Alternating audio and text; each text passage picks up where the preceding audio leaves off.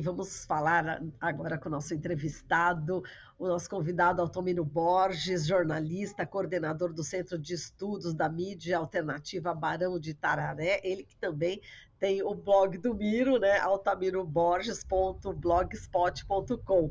Olá, Miro, bom dia, seja muito bem-vindo. Tudo bem, mocinha? Fazia tempo. É mesmo, vamos matar a saudade agora aqui, hein, Miro? Vamos lá, Tá bater certo. aqui um papo, a gente vai falar de muita coisa, enfim, está acontecendo aí realmente essa tragédia, infelizmente, né, no litoral norte, e eu que acompanho o seu blog sempre, eu vi que você também, né, falou, abordou sobre essa questão no seu blog, e eu acho muito importante, né, que a gente coloque aqui todas as observações, né, que você acabou colocando, né, no seu blog. Inclusive o título é assim: Mortes no litoral de São Paulo, dois pontos, aqui a digital de Bolsonaro. E é muito importante que você relembra aqui no texto, não é isso, Miro? Fala para a gente, né, o quanto, né, o governo Bolsonaro também acabou contribuindo, né, para tudo que a gente está acompanhando, infelizmente, hoje. Pois é, Marilu, porque nessa discussão toda, a cobertura que a mídia faz sobre essa tragédia no litoral norte de São Paulo, né, fica sempre parecendo que é uma coisa natural, uma coisa divina. Foi Deus quem quis, né, que caísse aquele toró todo e matasse as pessoas, abrigasse as pessoas. Mas tem ação humana, não é uma coisa natural. Aquilo já era mais ou menos previsível. Né? Mesmo as organizações não governamentais que atuam lá na São Sebastião, Ubatuba, Caraguá, alertam há muito tempo, né, que com o processo de aumento de residências para período de férias, né, residências para setores médios da sociedade, aumentou também o volume de trabalhadores e os trabalhadores ficam sempre em áreas precárias. Né? Você pega essa Vila Açaí, vila precária, né? Totalmente precária de trabalhadores. Então já era mais ou menos certo que ocorreriam desastres. Né? Já virou uma rotina no Brasil. Recentemente na Bahia, ocorreu recentemente no Rio de Janeiro, recentemente em Minas, recentemente em Santa Catarina. São tragédias anunciadas. E daí a importância de políticas públicas. E aí vem a digital do assassino, do genocida Jair Bolsonaro. O que o Bolsonaro fez nos 4 anos de desgoverno foi um processo de desmonte de políticas públicas. Né? Você não tinha investimento para enfrentamento de áreas de risco. Né? Ao contrário, você foi retirando dinheiro, contingenciando grana para enfrentamento desses perigos. Né? Então, isso só agrava o problema. Né? Você pegar a grana destinada, por exemplo, no último orçamento do Bolsonaro, que é maldade pura, ele era cruel, é um sujeito realmente que não tem nenhuma empatia, né? Sujeito cruel. Né? É, a, o último orçamento dele para essa área, né, para enfrentamento de área de risco, ele fez um corte de 99% no orçamento, ou seja, é uma ação criminosa. Então você tem as chuvas, que tem muito a ver também com a ação humana, problemas climáticos, questão ambiental, você tem as áreas de risco e você tem a digital do fascista, que é não ter investido, né, no enfrentamento desses problemas. É uma coisa triste de se ver, muito triste, né? Mortes que poderiam ter sido evitadas, né? Tragédias que poderiam ter sido evitadas, né? Famílias, o choro, na tristeza, né? Mas isso não é um problema natural, né? Não dá para naturalizar esse negócio, não dá para dizer que é um problema de Deus. Isso tem a ver com a ação do homem, tem a ver com a ação do capetão, Jair Bolsonaro. Exato. Agora vamos falar sobre as redes sociais, né? A gente já faz a ligação direta, né? Bolsonaro, redes sociais, fake news, enfim. A gente teve esses 4 anos, né? Sofrendo demais com essa, enfim, informações falsas circulando pelas redes sociais. E agora em Paris, né, a gente está vendo, a gente está acompanhando aqui a Unesco discutindo justamente essa questão, né, de regulação de redes sociais, esse fórum global, e o presidente Lula ele já enviou a mensagem dele, inclusive acho que foi lida pelo João Brant, né, nosso querido amigo, seu também, e o Lula defendeu a regulação das redes sociais justamente para evitar que a democracia seja ameaçada, né, por essas plataformas, né? E eu vou ler um trecho aqui do documento, né, que o João Brant leu e que o Lula enviou. Ele diz o seguinte: não podemos permitir que a integridade de nossas democracias seja afetada por decisões de alguns poucos atores que controlam as plataformas digitais. E realmente a democracia ficou ameaçada aqui no Brasil por conta de tantas fake news, não é isso, Miro? E a importância, né, de discutir nesse fórum global, nesse momento onde também a extrema-direita está atuando em diversos países do mundo, não é isso, Miro? Marilu, eu tô com. O som com você tá legalzinho? Eu tô com um probleminha de som aqui, de vez em quando dá uma quedinha, mas tá bom? Tá bom, o seu som tá jóia, o meu tá indo bem aí, deu para entender mais ou Não, menos, é a dá pergunta? umas cortadas, mas deu para entender, deu para Deu para entender sim. Vamos entender. lá. Tá bom, então Dá vamos meu lá. pitaco sobre esse tema. Esse é um tema muito complexo, Sim. questão da regulação das plataformas, né, o poder que essas big techs, né, que essas empresas de tecnologia de informação adquiriram no mundo, né, um poder que é totalmente sem transparência, isso, né, uma ditadura dos algoritmos, né, nós estamos ao sabor dos algoritmos e esses algoritmos funcionam exatamente para dar impulso a mentiras, a campanha de ódio, as tais fake news, a desinformação, né? Isso é que dá grana, isso é que dá clique. Então, esse é um tema importantíssimo, né, da atualidade. Né? Porque isso tem a ver com democracia, né? O papel que essas big techs têm em desestabilizar, por exemplo, o papel que elas tiveram, né? O papel dessas plataformas, no Facebook, por exemplo, na eleição daquele fascista nos Estados Unidos, Donald Trump, o papel que tiveram no processo do Brexit, no Reino Unido, né, do rompimento da União Europeia, né, o papel que tiveram em várias eleições, né, fascistas na Itália, fascistas na França, fascistas na Espanha, e aqui a eleição de Bolsonaro, o papel que essas plataformas tiveram, sejam as plataformas, sejam as mensagerias, WhatsApp, Telegram e tal, tiveram para a eleição, né, para romper, né, para a ruptura com a democracia, para a ascensão do fascismo por dentro da própria democracia. Né? E não é só um problema, é um problema gravíssimo para as democracias contemporâneas, né? Elas ruem a democracia contemporânea. É um problema gravíssimo até de saúde pública, o papel que essas mentiras, essas desinformações, essas fake news tiveram no combate à pandemia da Covid. Né? Em certo sentido, esse papel totalmente desregulamentado dessas big techs, dessas plataformas, né, contribuiu para a elevação das mortes no mundo, porque, né, o que se disseminou de mentira, de negacionismo, de negar vacina, negar Covid. Né, então, não foi só o Bolsonaro, isso foi uma onda mundial que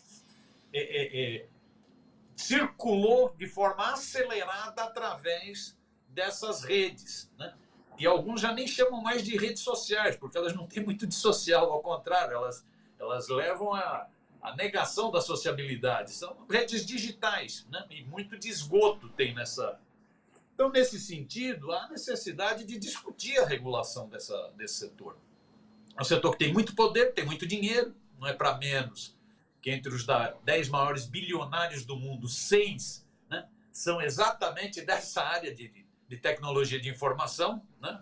Os Zuckerbergs da vida, os Musks da vida, não é isso? Então, é muita grana, muito poder, né, de interferência nos países, há necessidade de discutir como regular isso. Como regular essa ditadura do algoritmo, como regular, né, esse poder das big techs, das plataformas, como regular esse processo de desinformação que coloca em risco a própria saúde pública, como se viu na pandemia. Né, na pandemia. O presidente Lula tem levantado isso com insistência, né? O ministro da Secretaria de Comunicação Social da Presidência da República, o deputado, né, Paulo Pimenta, agora ministro, né, do Rio Grande do Sul, tem tratado bastante desse tema, montou uma bela equipe, está aí o João Brandi, que é uma das pessoas que mais entende desse tema, coordenando esse trabalho, né? Montou uma bela equipe, estão pensando. É evidente que é um tema sempre muito delicado, porque você sempre está na fronteira do atingir também a liberdade de expressão, né? Então, da mesma forma como uma regulação pode servir para combater fake news, desinformação, né, para regular plataformas, para regular esse poderio dessas big techs, ela pode também ser utilizada para combater, por exemplo, a Rede Brasil Atual. Pode. Então, é sempre um risco. Né? É sempre um risco, é um tema muito delicado. Esse é um tema que está em debate no mundo inteiro, principalmente na Europa, como regular as plataformas, mas garantindo a liberdade de expressão, né? Evitando qualquer ataque à democracia, né? Como o remédio não vira um veneno, né? É sempre preciso tomar muito cuidado, né? Mas é um debate que está correndo o mundo. Aqui no Brasil agora ganha maior musculatura, né? Já que Bolsonaro, o capetão, ele adorava fake news, ele adorava espalhar mentira, espalhar ódio, ele vivia do ódio disseminado pelas redes sociais. Então ele não queria regular nada, ao contrário, ele queria liberdade para crime, não era liberdade de expressão, era liberdade de agressão. Agora, com o governo Lula, né? com essa equipe que o Paulo Pimenta, na Secretaria de Comunicação da Presidência, montou, com discussões que estão sendo feitas no Ministério da Justiça, com discussões que estão sendo feitas no Supremo Tribunal Federal, com discussões na Câmara Federal. Na Câmara, inclusive, já tem um projeto elaborado pelo relator, o deputado Orlando Silva, né, elaborou um projeto de combate à fake news. Você pode avançar nesse debate também no Brasil, a exemplo do que está ocorrendo no mundo, um debate, volto a dizer, sempre muito cuidadoso. O presidente Lula tem corretamente, no meu entender, insistido o seguinte: nós temos que ter o Brasil se movimentando para fazer isso, então é Supremo, é Câmara Federal, projeto do Orlando, Ministério da Justiça, né, Secretaria de Comunicação da Presidência, essa Secretaria Digital encabeçada pelo João Brandi. O governo brasileiro tem que fazer isso, mas o Lula tem insistido. Mas não adianta ser o governo brasileiro, porque essas big techs são internacionais, são mundiais. É preciso que ele fale uma governança mundial para atuar sobre as big techs, porque elas têm poder mundial. Isso está na rede, não tem muito como controlar nacionalmente, né? Daí a importância dele estar levantando esse debate, né? De ser enfrentado de forma pelos vários governos, como você faz para regular, para regulamentar essas plataformas, para inibir o poder dessa gente que só quer saber de grana, não quer saber de informação, quer saber de grana, né? Como inibe essa ação, como inibe a difusão de desinformação, das chamadas fake news, né? Como inibe esse tipo de coisa, né? Eu acho que é um debate fundamental hoje. Se a gente vê a cena mundial, né? Essa cena de guerras híbridas, né? Guerras que já não são mais as guerras convencionais. Você tem guerra convencional, como na Ucrânia, né? Mas você tem essas guerras híbridas, que são guerras de desgastes de governo, de difusão de mentiras, de interferência em eleições. Recentemente saiu uma matéria, uma reportagem no The Guardian que mostra, né, uma empresa montada por ex-agentes do Serviço de Inteligência de Israel, né, que eles mesmos se gabam. Não, nós já interferimos em mais de 20 eleições. Né? Interfere como? Hackeando, interfere difundindo mentiras, né? Então é um negócio que é uma agressão à democracia. Então eu acho que esse é um debate que está na ordem do dia e, volto a dizer, como afirma o presidente Lula, é um debate que precisa ser feito além do Brasil. O Brasil tem que cumprir sua parte, mas é preciso ser feito com uma governança internacional do tema. Perfeito. E Miro, você falou aí do Orlando Silva, né, deputado federal do PCdoB de São Paulo, ele é relator exatamente desse PL 2630, e existe assim, foi aprovado no Senado, né, aí depois na Câmara parou geral, e justamente a ideia de muitos parlamentares é que que tenha, né, que se estenda a imunidade parlamentar para as plataformas de internet, né? Então, o Lira defende isso, outros parlamentares, e é óbvio que o governo Lula não concorda, né? E uma boa parte da sociedade civil, evidentemente. Então, agora ficou nesse momento onde existe, enfim, esse embate. Agora, realmente, essa imunidade parlamentar para as plataformas de internet também é complicado, né, Miro? Não, é isso. Volto a dizer, é um tema muito difícil, é um tema novo. Né? Você vê, Marilu, nós debatemos democratização dos meios de comunicação há muito tempo. A gente tratava de concessões de rádio e televisão. Né? A gente tratava, né, do que estava na Constituição brasileira, né, que previa proibição de monopólios na área de comunicação, estímulo à diversidade e pluralidade, complementariedade entre sistema público, privado e estatal, né? Mas é dessa mídia tradicional. Essa é uma nova mídia, né, que traz novos desafios, né? Coisas que o debate está sendo feito. Então, há muito risco de problemas, realmente. Então, você tem que ir fazendo o debate, né, para ver como limita o poder dessas big techs, que têm interesses políticos e econômicos, né, ver como inibe a difusão de mentiras, inibe a difusão de desinformação, de ataques infundados, criminosos, de difamação de pessoas. Então você tem que ver mecanismos para... Né, porque a mentirada está solta, né? A desinformação está solta. Ataca-se a honra de uma pessoa e depois não tem correção, né? O algoritmo faz o ataque lá para cima e a defesa fica lá escondidinha, né? Então, são temas muito delicados. É uma coisa nova. Nós estamos debatendo uma coisa nova, né?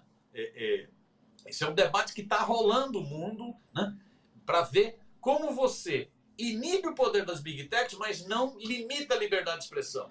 Como você inibe a desinformação, mas como você não inibe que a informação seja dada à sociedade, inclusive de erros, tal, tudo. Né? Então é um debate cuidadoso, não é um debate simples, né? É um debate que envolve essa questão internacional, porque você mexe com empresas que não são empresas desse ou daquele país, são empresas mundiais, globais, né? Com poder. A rede funciona mundialmente, ela não funciona localmente, né? Então é um debate que tem que ter muito cuidado para ver, inclusive essa questão, por exemplo, imunidade parlamentar, como assim? Você vê, hoje saiu, acho que foi no UOL ou no Metrópole, agora eu me perdi um pouco, Marilu, mas saiu que é o seguinte, as big techs já estão vendo a indicação de bolsonaristas para a Comissão de Comunicação da Câmara para interferir nesse debate. Ou seja, as big techs sabem quem é aliado, quem são os aliados dela. Então já estão vendo a nomeação de bolsonaristas, acho que foi Metrópole, de bolsonaristas para participar da comissão que vai discutir esse tema. Eles vão interferir. E eles interferem indicando parlamentares, fazendo lobby para parlamentares, eles interferem, eles têm muita grana, são os mais ricos do mundo, estão entre os bilionários do mundo, têm muita grana, muito interesse, né?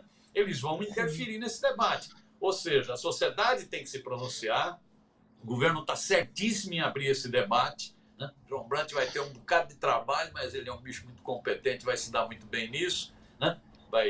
Vai saber levar esse debate à frente com todo o cuidado necessário. Né?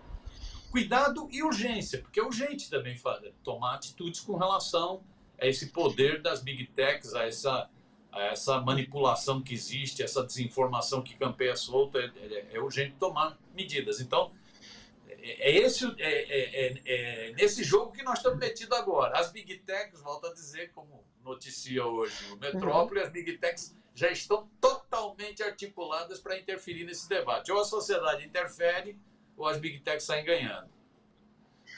E Miro, falando justamente no combate às fake news, enfim, e informações, né, errôneas que até a mídia tradicional também divulgou nos últimos anos, né, desde o golpe, né, contra a presidenta Dilma, a gente tem o papel da mídia alternativa. Né? E a mídia alternativa durante todos esses anos, né, fazendo diversos alertas, né, que agora a mídia tradicional começa a dizer é verdade e tal, em relação ao Lava Jato, mas que a gente sofreu demais, né, Miro? Agora eu queria que você falasse sobre essas propostas, né, que foram encaminhadas justamente ao presidente Lula, através do ministro da Secretaria de Comunicação, SECOM, Paulo Pimenta, inclusive você que foi o portador, né? Você entregou justamente esses documentos que foram elaborados, né, com muitas contribuições de profissionais, ativistas, né, da democratização do acesso à informação.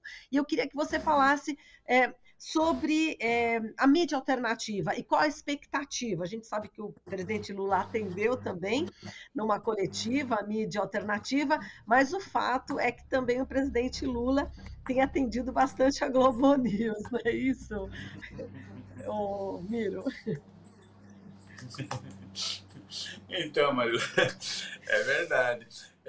Eu acho isso. Eu acho que o Lula tem a dimensão do papel, tem a compreensão do papel da mídia alternativa no Brasil. Ele sabe que essa mídia independente, essa mídia contra-hegemônica, né, teve um papel decisivo em denunciar o golpe contra a presidenta Dilma, o golpe do impeachment sem crime de responsabilidade contra a presidenta Dilma, enquanto toda a mídia monopolista apoiava o golpe, incentivava o golpe, convocava manifestações golpistas, inclusive. O presidente Lula sabe do papel que essa mídia independente, não monopolista, contra-hegemônica, teve na denúncia da Operação Lava Jato, uma operação de estupro da democracia brasileira, de ataque à economia brasileira, né, de desmonte de grandes empresas, de ataque à Petrobras. Né. O presidente Lula sabe o papel que essa mídia independente teve na denúncia da Lava Jato, enquanto a mídia tradicional, a mídia monopolista, transformava aquele Juizeco de Maringá num herói nacional, né? Exatamente o Juizeco de Maringá, que depois seria ministro da Justiça do fascista, ganhou de presentinho esse prêmio por ter feito o que fez com a Operação Lava Jato. Então o presidente Lula sabe do papel que a mídia independente teve na denúncia da Lava Jato enquanto ataque à democracia, enquanto ataque à economia brasileira. O presidente Lula sabe do papel que essa mídia independente teve, ele sentiu isso na carne, na denúncia dos 580 dias em que ele ficou preso. Foi essa mídia que procurou dar voz, que procurou, né, entrevistá-lo, que foi levantando todos os dados sobre a prisão injusta, né, o abuso de autoridade, o abuso da Lava Jato, né, o crime jurídico que estava sendo cometido, enquanto a mídia monopolista continuava endeusando Sérgio Moro, apesar das denúncias já que pipocavam, né, pela Vaza Jato, né, um papel importantíssimo do The Intercept Brasil, né, naquele momento. Né. Então, o presidente Lula sabe disso. O presidente Lula sabe do papel que essa mídia independente teve na denúncia do fascismo. Né. Essa mídia sempre alertou que a negação da política que a mídia tradicional monopolista fazia, né, dava brecha, né, chocava o ovo da serpente fascista. Essa mídia independente sempre alertou para isso. Ó, essa negação da política, essa satanização das forças de esquerda, do campo popular, vai abrir brecha, historicamente sempre foi assim, vai abrir brecha para o fascismo, para a extrema-direita. A mídia alternativa fez a denúncia, a mídia monopolista achava que era uma difícil escolha, como disse um famoso editorial do Estado de São Paulo. Ou seja, eles alimentaram esse monstro. Depois esse monstro se voltou, inclusive, contra uma parte dessa mídia monopolista. Se voltou, por exemplo, contra a Globo, né? Globo lixo, como os bolsonaristas chamam. Né? Mas o fascismo ascendeu no Brasil graças à negação da política em que a mídia monopolista teve um papel decisivo, de protagonista. Então Lula sabe disso. Me chamou muito a atenção nesse café da manhã com Lula, Marilu. Eu lembro que nos 2 primeiros governos Lula, a primeira conversa que a mídia independente teve com o presidente foi no final de 2010, ou seja, no final do 2º mandato. Foi em novembro de 2010, eu tive, inclusive, a honra de ter participado, uma coletiva, né, no Palácio do Planalto com Lula, no último mês do 2º mandato. Agora, em 40 dias, 38 dias do primeiro mandato, do 3º mandato, ele já faz um bate-papo com a mídia alternativa, independente e tal. Isso é sintomático, é muito diferente. né? Muito diferente, né? Então, o Lula sabe disso.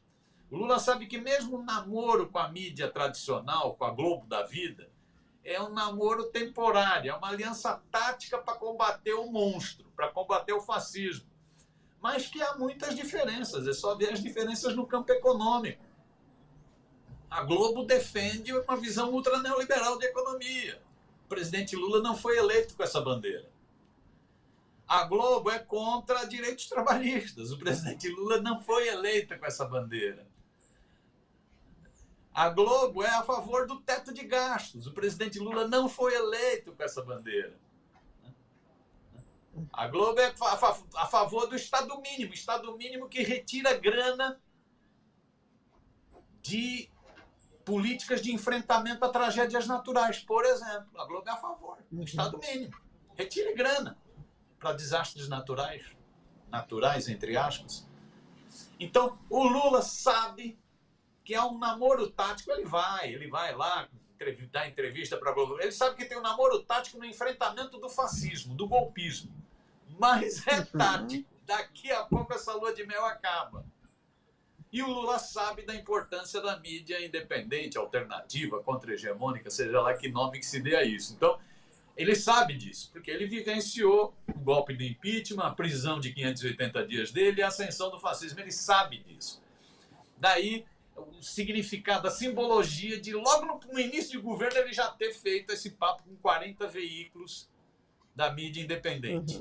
Muito interessante. Volto a dizer, os 2 primeiros mandatos foi no final do governo. Agora foi no iniciozinho do governo. Ele, inclusive, brincou na entrevista, né? Porque tinham lá 40 veículos, mas 10 pessoas tiveram condição de fazer pergunta. Eu até tinha me inscrito, mas não consegui fazer pergunta, evidente, era muita gente, sem problema nenhum, faz parte, justíssimo, não tem problema nenhum. Aí, no final, ele até brincou. Pô, eu achei, vocês fizeram entrevista, muita pergunta interessante, guerra na Ucrânia, Cuba, Venezuela, Banco Central, vocês fizeram muitas perguntas interessantes. Agora, ninguém me perguntou sobre fortalecimento da mídia alternativa, da mídia independente. Por que vocês me perguntaram? Na verdade, teve uma pergunta. O jornalista da Alma Preta, né, uma belíssima experiência de mídia periférica e preta aqui de São Paulo, fez essa pergunta, mas acabou que o Paulo Pimenta que respondeu, né, o ministro da SECOM, né, Paulo Pimenta. Aí o Lula brincou no final, vocês não fizeram essa pergunta, eu quero dizer para vocês que a atitude diante da mídia alternativa independente vai ser outra. Ou seja, ele mais ou menos fazendo uma autocrítica dos 2 primeiros governos. A atitude vai ser outra. Nós vamos ver como fortalecer essa mídia independente alternativa, porque ela tem um papel importantíssimo no debate de ideias na sociedade brasileira. Isso foi ele que disse no final, foi engraçadíssimo. Eu me abri de dar risada. Ele falou, você me perguntaram? Me pergunta aí, ué. Isso já com ele em pé, quase saindo. Então, eu acho que ele está com essa compreensão. Agora, é o que você diz. Isso é luta de classes. É luta de classes. Vai ter uma pressão violentíssima do outro lado. Vai ter uma pressão violentíssima. Tanto é que já começou, né? Vários calunistas da mídia tradicional já tentaram destratar o café da manhã do Lula com a mídia independente. Tá lá a turma que recebe dinheiro. Eu viajei com dinheiro do Centro de Estudo do Barão de Itararé. Muita gente viajou com dinheiro do próprio bolso. Né? Não foi pago para ninguém para ir para lá. Né? E olha que o custo é alto. Né? O custo foi alto, passagem aérea está caríssimo para Brasília. Né? Não foi pago para ninguém, mas calunistas da mídia tradicional, dessa mídia monopolista, dessa mídia hegemônica, já ficam insinuando, né? Sempre foi assim. Então vai ter um jogo de pressão violentíssimo. Daí a importância da gente apresentar as propostas e pressionar também. Né? Diz o Frei Beto que feijão só fica bom sob pressão. Não tem jeito. Tem que pressionar, tem que pressionar. É a luta de classes. É a luta de classes. Né? Que alguns achavam que tinha acabado, mas não acabou não. Está cada dia mais evidente. Nesse processo, várias entidades que lutam pela democratização da comunicação já apresentaram suas contribuições.